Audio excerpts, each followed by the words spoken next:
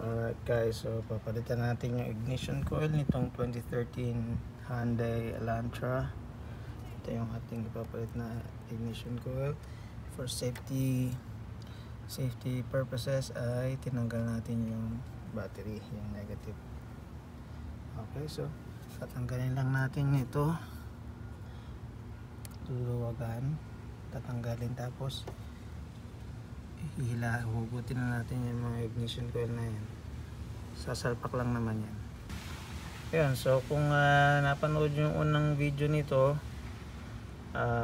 nilinis ko yung throttle body nito kasi meron siyang jerk, tapos may ilang instances na namatay din siya. So nung una umayos siya, pero later on bumalik ulit. And base dun sa mga napanood ko at saka sa mga forum, ay itong ignition coil lang pwedeng isa pang may dahilan kaya nagkakaganon. So palitan natin yan, and let's see if this will solve the problem. Right, so natanggal ko na. Ito yung unang cylinder. Ayan. So parehas naman siya. So yung ipapalit natin. Okay.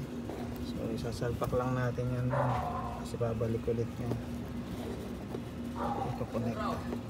Alright, so naisalpak ko na yung mga bagong ignition coils. Iko-connect ko na lang yan, and then the battery, and then testingin na natin guys. So ayan, nakakabit na lahat. Baterya, titestingin na lang natin. Sakto, umaambon na, kaya tinatapos ko na. Alright guys, so nandito na tayo sa loob at titestingin na natin, papaandarin na natin. Umaambon na, so siguro may exit testing lang, paikot lang dito sa subdivision. Tingnan natin kung yan. Wait, pakita ko sa inyo. Ayan. Ayan. Oh, ganda. Ang ganda ng ano niya. Ramdam ko kagad yung daloy ng kuryente, nag-iba eh. Hindi kagaya nung una, parang magalas. Ayan ngayon, oh, ang ganda. Okay, so far so good. Tapos buksan natin yung AC kasi dito yan siya lumalabas yung sakit niya, yung nagje-jerk pag binuksan yung AC.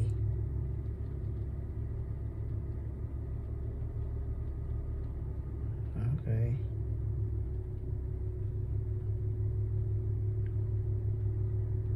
Okay. Okay.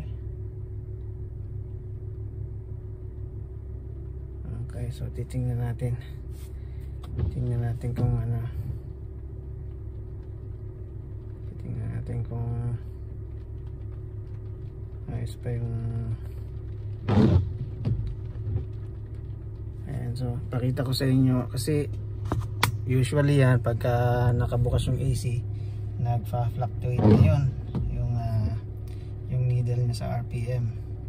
So ayan, nakabukas yung AC natin. So far so good, wala pa rin siyang inig.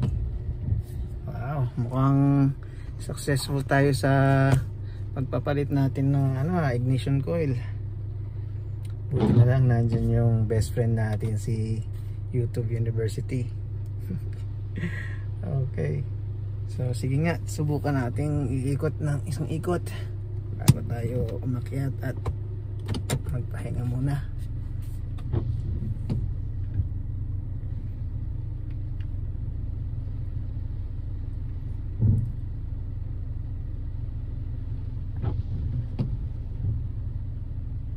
Oh, maganda.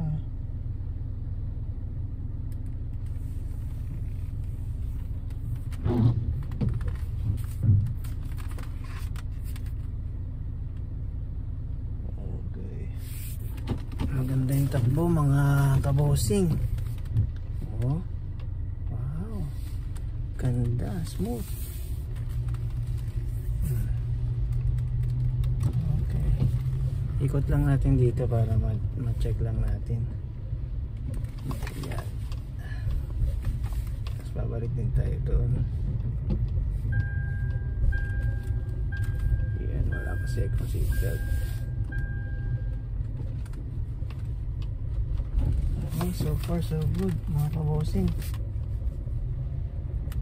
Ayos. Hindi na tayo lalayo kasi magsusundo pa ako mamaya eh.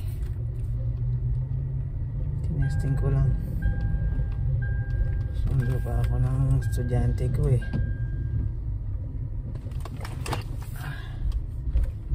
Meron pa pala akong isusuli na ano pa pala akong ibabalik na item sa Amazon mamaya.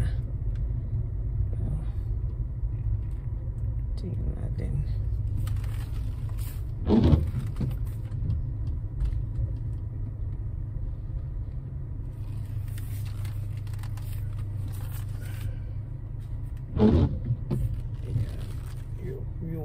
Yun. Okay. Ayos na mga kabosing. Walang inig. Okay, thank you so much for watching. Have a great day and see you next time in our next video. Bye.